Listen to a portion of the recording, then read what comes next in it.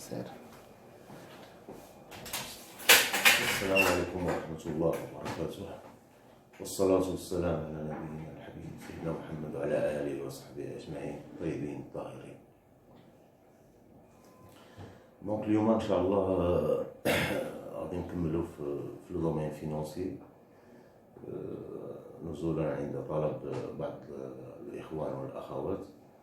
و effectivement المرحلة اللي كنا وقفنا فيها في آخر مرة on s'est arrêté un petit peu sur le fonds de roulement et le besoin de fonds de roulement.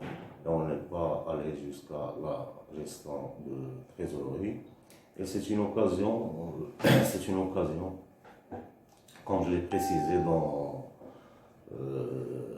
mon énoncé, de parler de la gestion des relations bancaires et de l'optimisation financière. Mais avant cela, j'ai reçu des questions concernant des thèmes par ailleurs. Et je voudrais bien y répondre. نزولا عند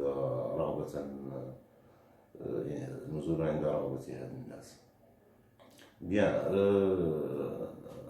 un contact m'a parlé d'un certain post que vous avez publié dans un groupe qui concerne le projet de loi numéro 12-18 et qui est en fait un projet de loi qui modifie la loi 43/05 relative au blanchiment d'argent dans le cadre du droit pénal. Et effectivement, c'est un point très important. Et j'ai remarqué qu'au niveau de ma publication, elle a fait l'objet de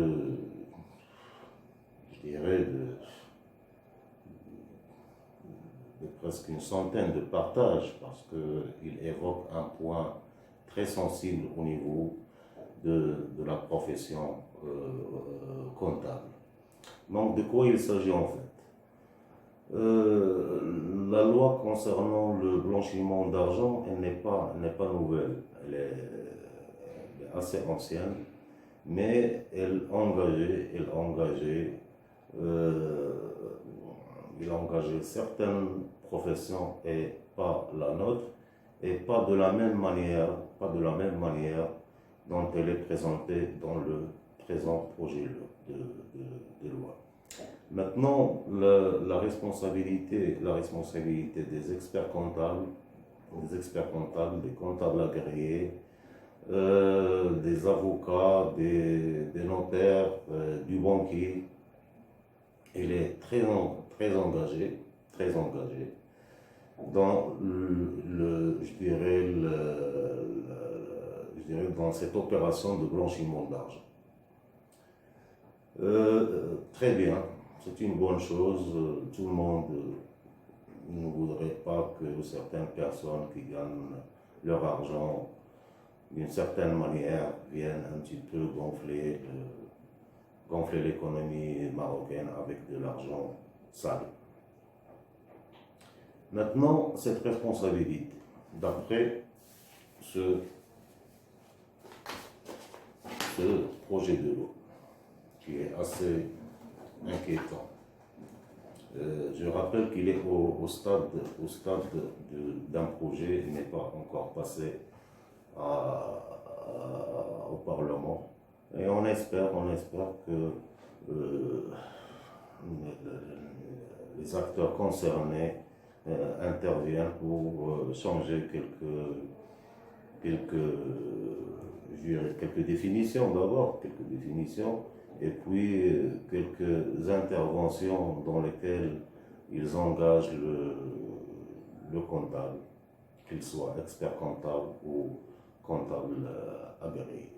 Ce qui, pour ne pas trop m'attarder là-dessus, comme je vous renvoie à la lecture du projet de loi directement, ce qui est inquiétant, c'est qu'on demande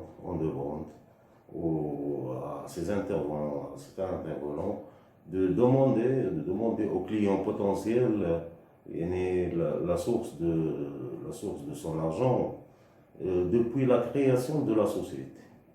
Donc, vous avez un client qui se présente chez vous, il, il a un capital, alors vous devez lui demander la source, je dirais de ce capital. Et si vous avez un doute, là-dessus, donc vous devez le déclarer à une commission qui est citée dans le projet de loi. L'affaire ne s'arrête pas là. Elle continue toujours tout au long de la vie juridique de la société. Donc on parle même de la cession des parts sociales, des augmentations de capital et tout le reste. Donc là, vraiment,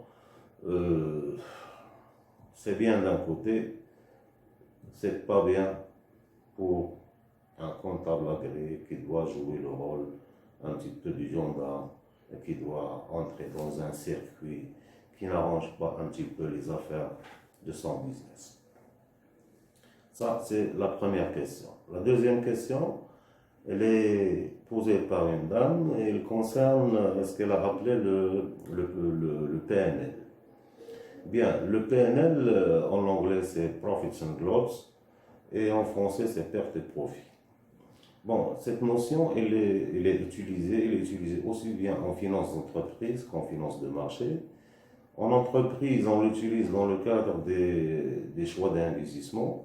Et en fait, il s'agit de calculer un petit peu et d'actualiser les cash flows futurs, c'est-à-dire les espérances de gain à travers un projet d'investissement.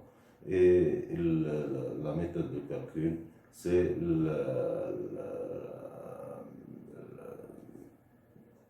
la sommation de tous les gains espérés moins toutes les pertes redoutées. En finance de marché, on l'utilise pour calculer la rentabilité des titres de placement. Et là également, c'est la différence entre les gains réalisés et les pertes réalisées. Plus les gains potentiels, moins les pertes potentielles. C'est-à-dire, il y a ce qu'on appelle les opérations réalisables et il y a les opérations latentes qui peuvent intervenir à n'importe quel moment. Je reviens vers la finance d'entreprise. Par exemple, le risque de change est un risque latent. C'est-à-dire qu'on peut subir soit un gain de change, soit une perte de change, ou bien on peut ne rien subir. C'est-à-dire, par exemple, si on opte pour ce qu'on appelle les contrats de change à terme, ça serait un risque de change zéro. Voilà, ça c'est pour la réponse aux deux questions que j'ai choisies pour aujourd'hui. On revient vers notre bilan, le calcul de notre fonds de roulement, le calcul de notre besoin en fonds de roulement et bien sûr, on avait dit que le fonds de roulement ne finance jamais la totalité du besoin en fonds de roulement et il y a une partie à couvrir par les concours bancaires. Et là intervient un petit peu la gestion des relations bancaires et comment optimiser cette relation. Comme je l'ai dit dans la formation que j'ai eu le plaisir de faire dans ce chapitre, la meilleure gestion des relations bancaires et la meilleure optimisation financière, c'est la meilleure définition des besoins de financement d'abord. De quoi j'ai besoin exactement au niveau de ma relation avec ma banque. Je ne vais pas partir chez ma banque lui demander par exemple 5 millions de dirhams de facilité de caisse comme ça à utiliser ou à ne pas utiliser, ou bien moi j'aurais besoin de plus que de 5 millions de dirhams et je tomberai toujours dans les dépassements qui risquent d'être accordés ou non, et s'ils sont accordés, c'est avec une pénalité de dépassement. Dont certaines banques utilisent un taux de 2 points, mais d'autres banques ils utilisent carrément le taux d'enfer, c'est-à-dire le plafond qui est de 13,75 hors taxe.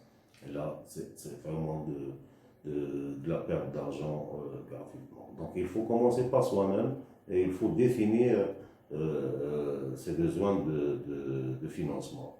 Comment définir ces besoins de financement?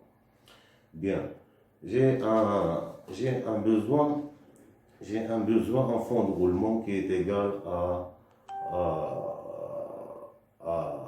5 millions de dirhams. Là, je parle en valeur absolue. Je pourrais le transformer en nombre de jours, de chiffre d'affaires. Et par rapport à mes prévisions de chiffre d'affaires de l'année suivante, donc par exemple, ce besoin en fonds de roulement fait, je ne sais pas, 120 jours de chiffre d'affaires. Donc l'enveloppe de crédit dont j'ai besoin pour l'année prochaine, c'est 120 jours du nouveau chiffre d'affaires à réaliser. Ou bien je vais aller plus en détail et je vais calculer certains ratios déterminants dans je dirais dans la détermination de mes besoins. Et là, je vais utiliser ce qu'on appelle la méthode des experts comptables. Hein. Cette méthode, lorsque je parle de la méthode des experts comptables, il ne s'agit pas des experts comptables marocains, c'est universel, c'est la méthode des experts comptables à l'échelle internationale, y compris au Maroc. Et là, c'est une autre manière de calculer un petit peu mon besoin en fonds de roulement, c'est de prendre par exemple le stock et de le rapporter par rapport au chiffre d'affaires. Si on voudrait tout rapporter au chiffre d'affaires, je prends mon stock, je le rapporte à mon chiffre d'affaires, ça va me donner un nombre de jours, par exemple 60 jours. Je vais prendre mon poste client, je vais le rapporter à mon chiffre d'affaires, ça va me donner par exemple 60 jours également, ça fait, donc on a déjà 120 jours. Je prends mon poste fournisseur, je le rapporte à mon chiffre d'affaires, il me donne un nombre de 30 jours, donc mon besoin en fonds de roulement, c'est 60 plus 60 moins 30, ça veut dire 90 jours. Donc mon besoin en fonds de roulement, j'ai un nombre de jours que je peux extrapoler à n'importe quel chiffre d'affaires prévisionnel. Bon, ce rapport par rapport au chiffre d'affaires, c'est juste pour, je dirais, avoir le même dénominateur. Mais en fait, les stocks sont rapportés aux achats, les clients, le poste client il est rapporté au chiffre d'affaires et le poste fournisseur il est rapporté également aux achats TTC puisque le poste fournisseur est TTC. Et le stock il est rapporté aux achats hors taxe parce que lui-même il est comptabilisé en hors taxe. Voilà. Maintenant, mes lignes de crédit. Là, je vais décortiquer un petit peu mon chiffre d'affaires. J'ai un chiffre d'affaires, je vais un petit peu l'analyser. Je trouve que, par exemple, 60% de mon chiffre d'affaires est réalisé par effet à 60 jours. Donc là, automatiquement, j'aurai besoin d'une ligne d'escompte qui correspond à 60 jours de mon chiffre d'affaires.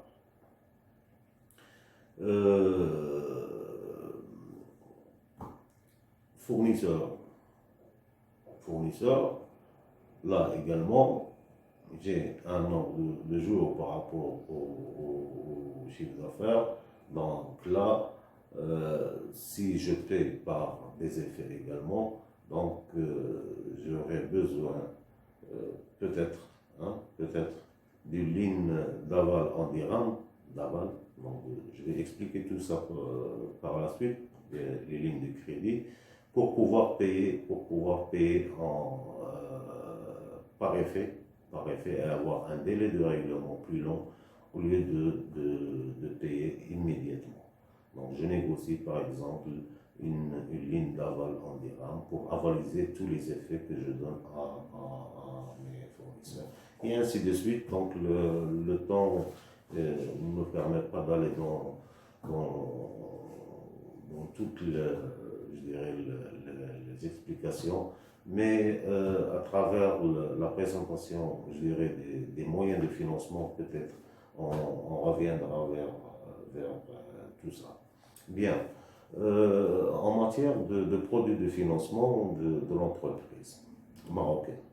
Donc il y a bien sûr les besoins d'exploitation et les besoins d'investissement. On ne va pas parler des besoins d'investissement, ils sont bien connus, ce sont des crédits d'investissement à moyen et long terme et qui font l'objet généralement d'un business plan bien étudié avec un CP7 prévisionnel sur une durée plus ou moins longue qui peut aller jusqu'à 5 ans.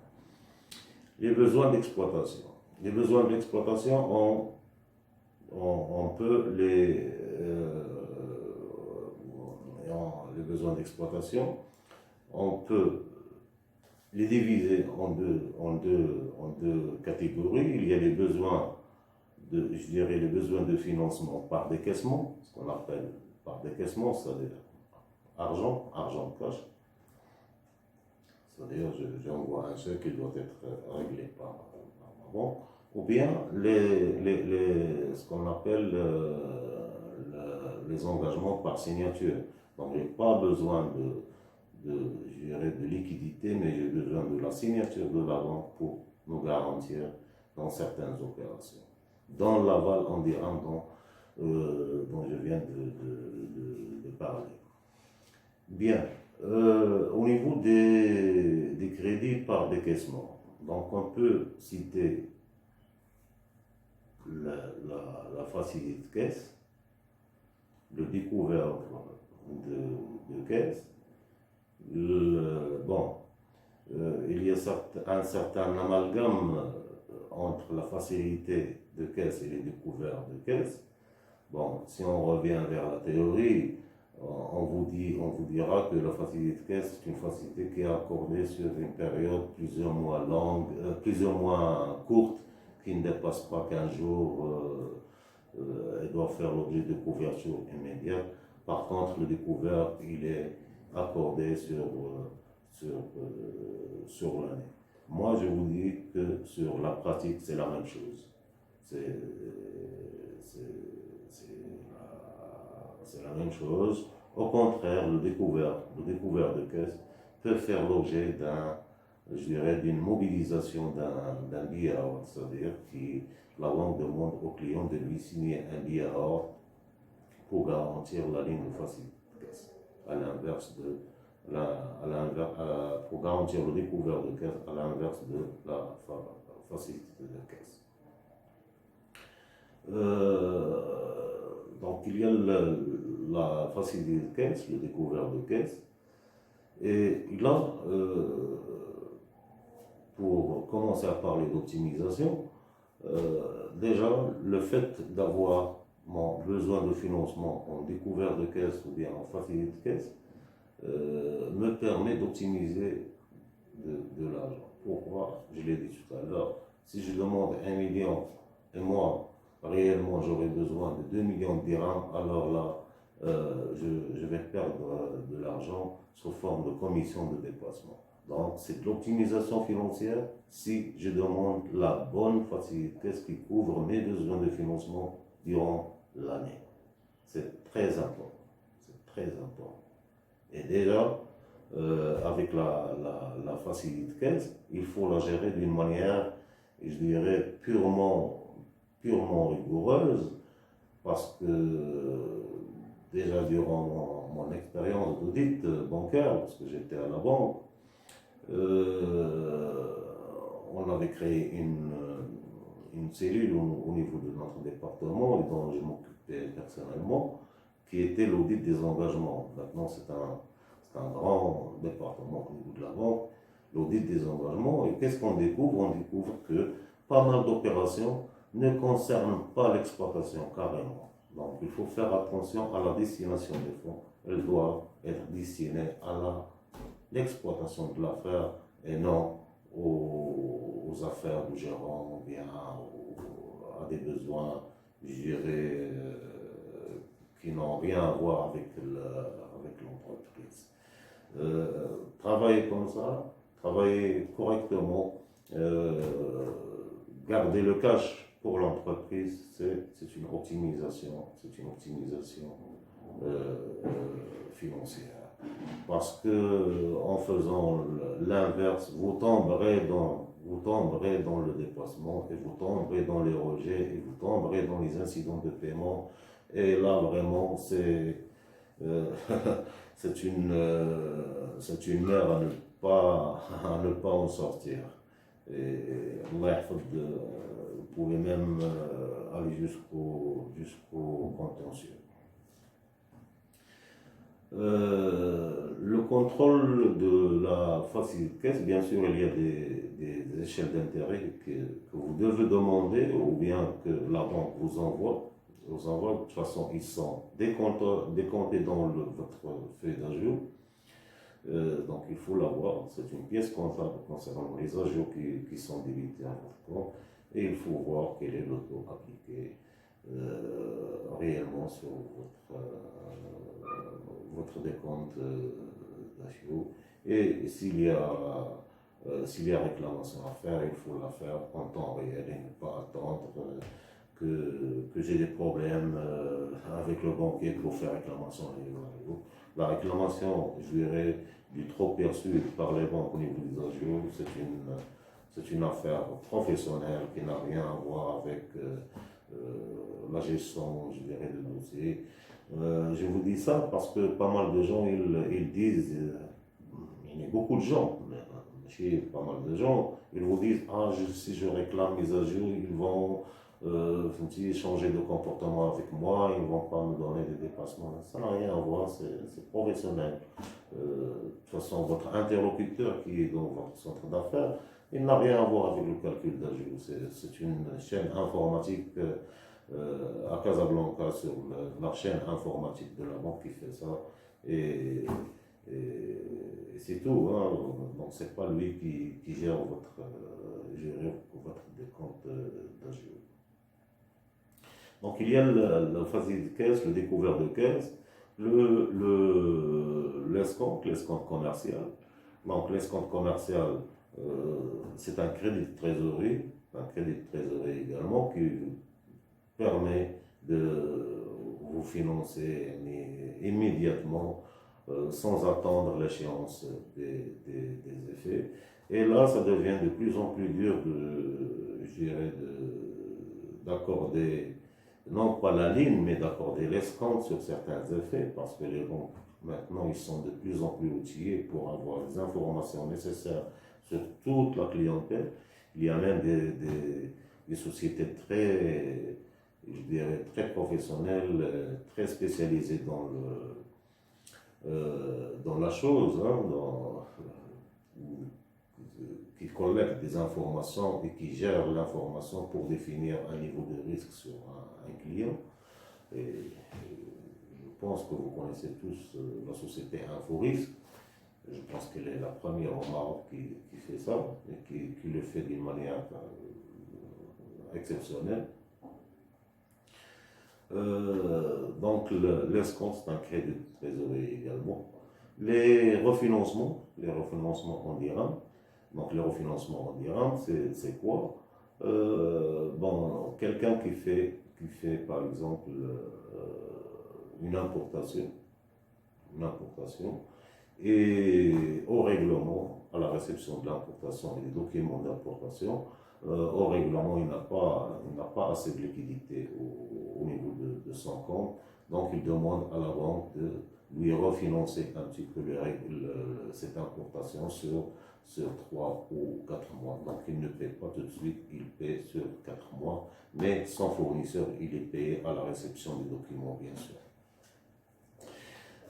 Donc, il y a le refinancement en dirham et il y a le refinancement en devise. Donc, il peut choisir soit, s'il y a un département de trésorerie qui fait ses simulations et ses calculs, il peut demander soit un refinancement en dirham, soit un refinancement en devise. Et s'il fait un refinancement en devise, bien sûr, il doit assumer le risque de change, sauf s'il fait le contrat de change à terme, c'est-à-dire qu'il choisit un cours et c'est lui qui va être appliqué définitivement, quelle que soit la durée et quelles que soient les fluctuations qui peuvent arriver. Il y a ce qu'on appelle,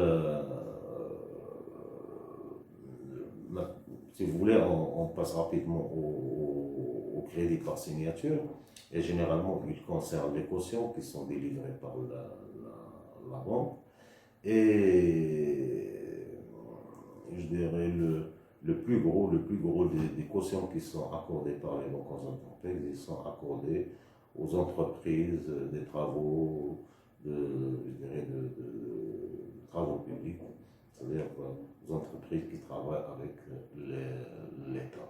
Et là, il s'agit de plusieurs types de cautions.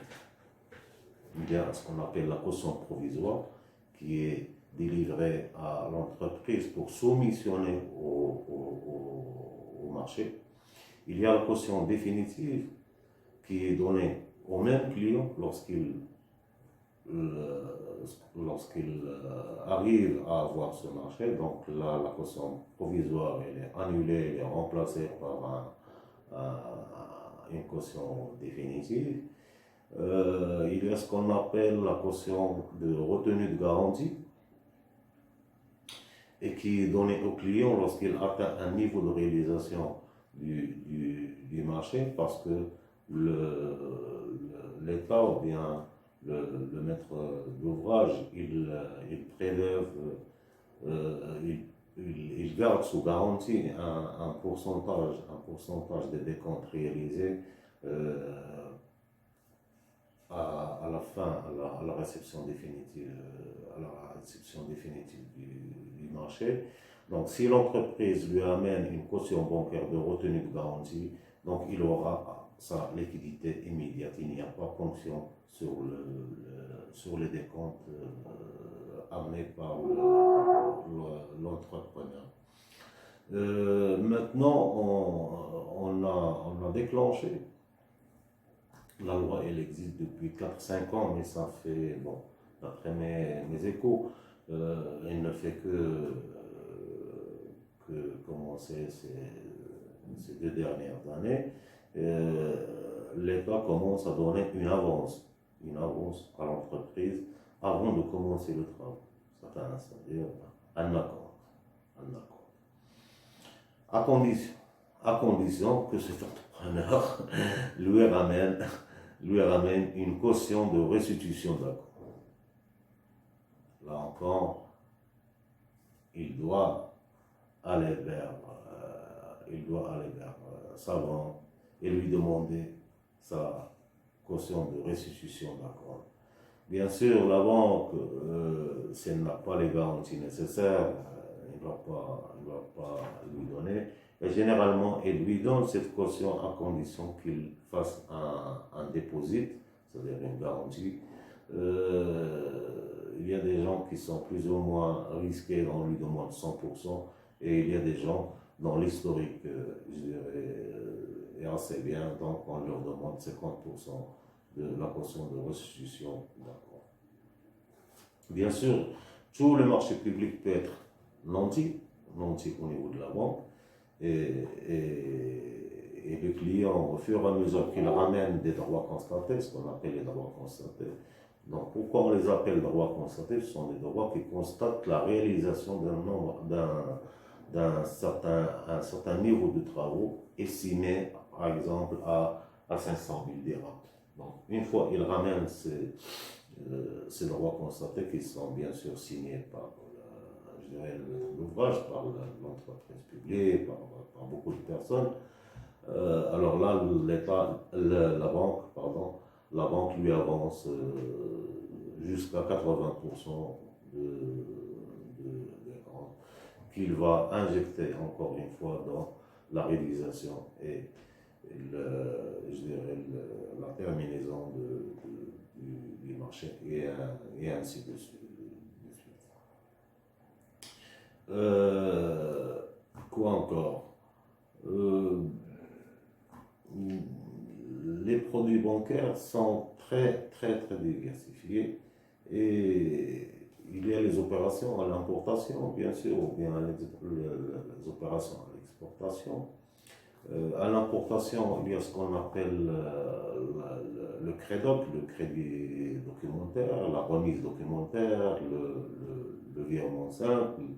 À l'export, la même chose, il y a le CREDOC export, il y a la remise documentaire, et ainsi de suite. Et bon, le CREDOC c'est quoi? Donc c'est un crédit documentaire. Il n'y a pas règlement, c'est un crédit de document. Donc la banque s'engage à réguler le fournisseur étranger à la réception des documents d'importation qui doivent être conformes à l'ouverture, à la lettre d'ouverture du crédit documentaire. Bien sûr, comme je l'ai dit tout à l'heure, si les documents sont conformes, donc la banque doit payer, et pour cela, elle a déjà un dossier de crédit qui est garanti, qui est plein de garanties.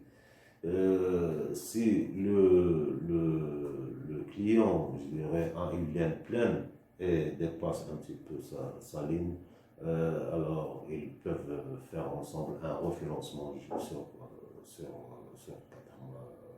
mois. Parfois, les documents ne sont pas conformes. La banque ne paie qu'à réception de documents qui sont conformes à la lettre de crédit.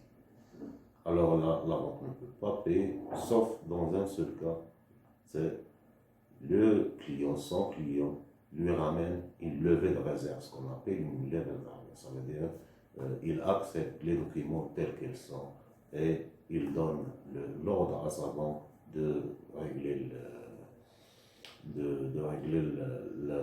l'importation.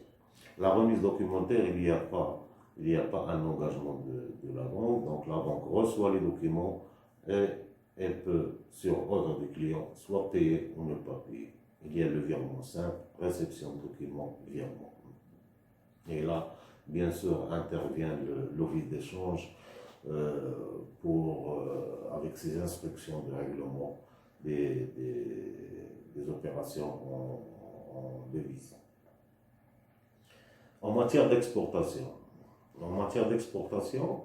il y a ce qu'on appelle, dans notre jargon, on les appelle les acnés.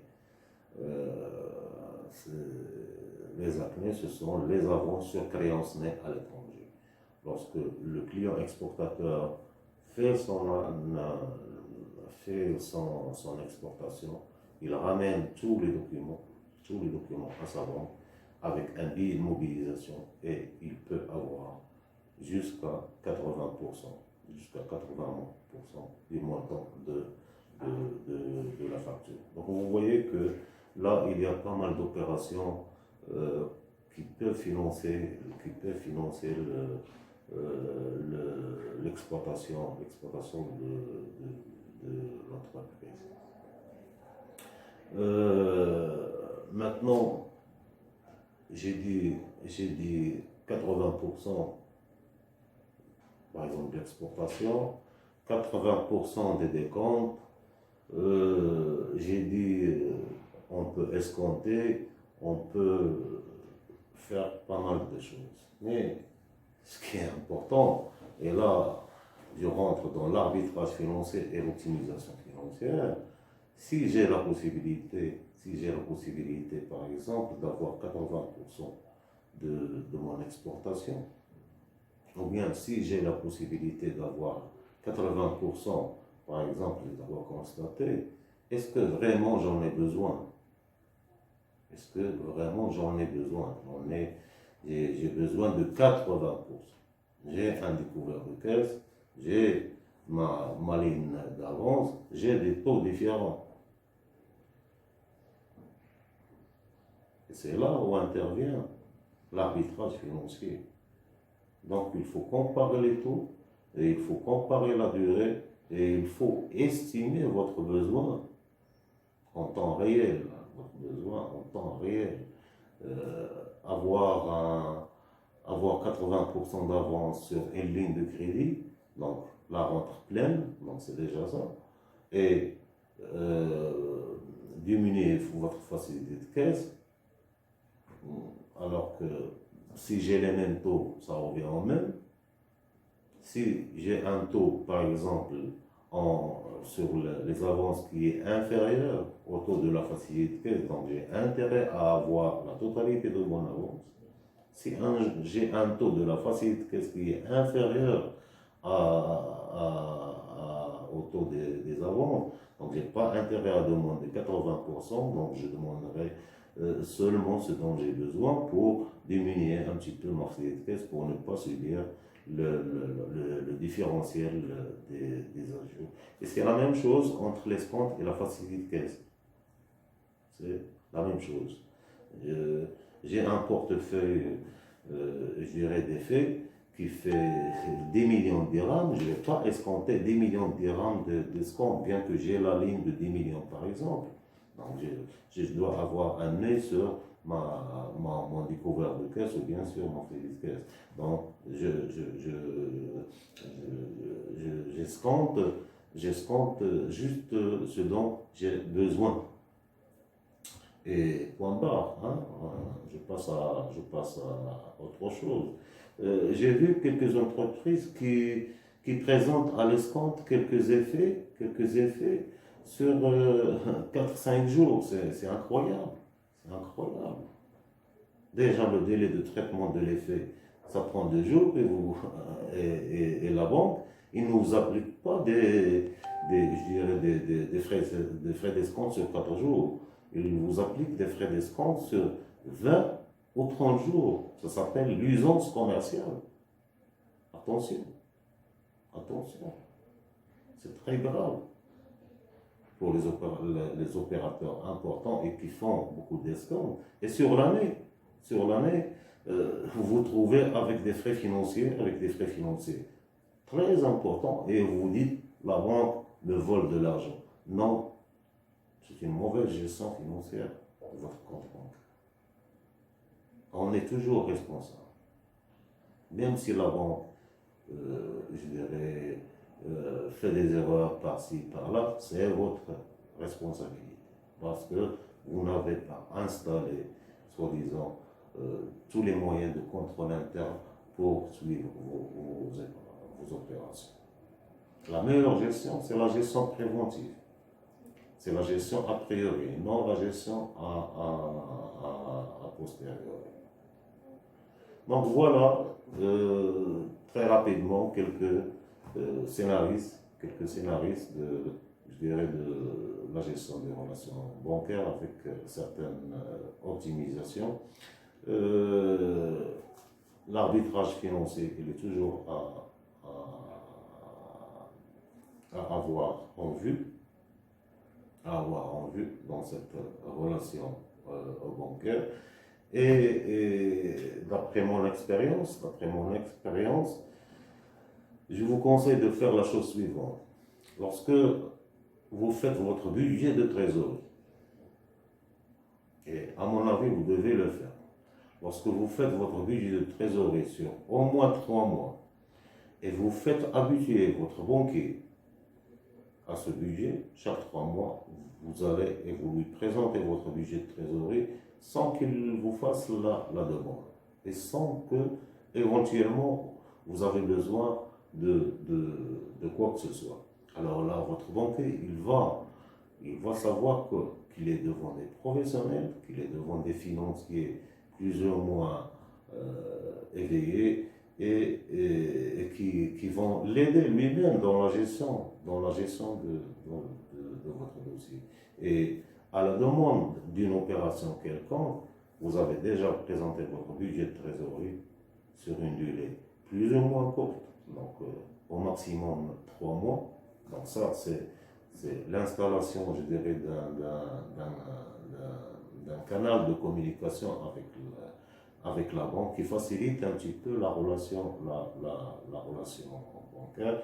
Et c'est je dirais, une manière très, très, très, très professionnelle d'installer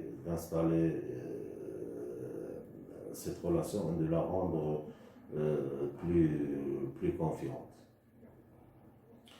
Voilà, donc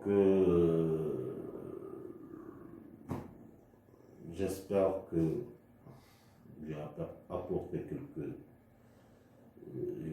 apporté un plus, c'est ça l'objectif. Je le dis et je le répète, hein, les gens ils connaissent tout ça. Il y a des structures, tabarakallah, qui sont certifiées ISO.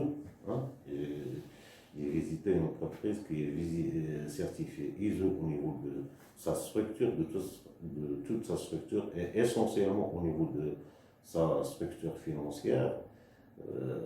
Dans l'organigramme restera un modèle pour moi, et où il y a un directeur financier et un trésorier, carrément.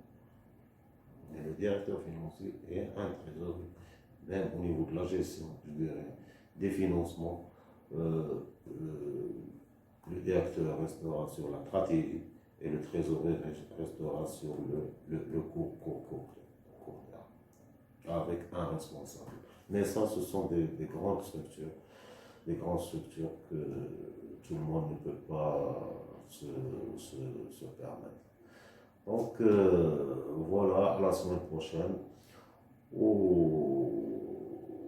Wassalamu alaikum wa rahmatullah.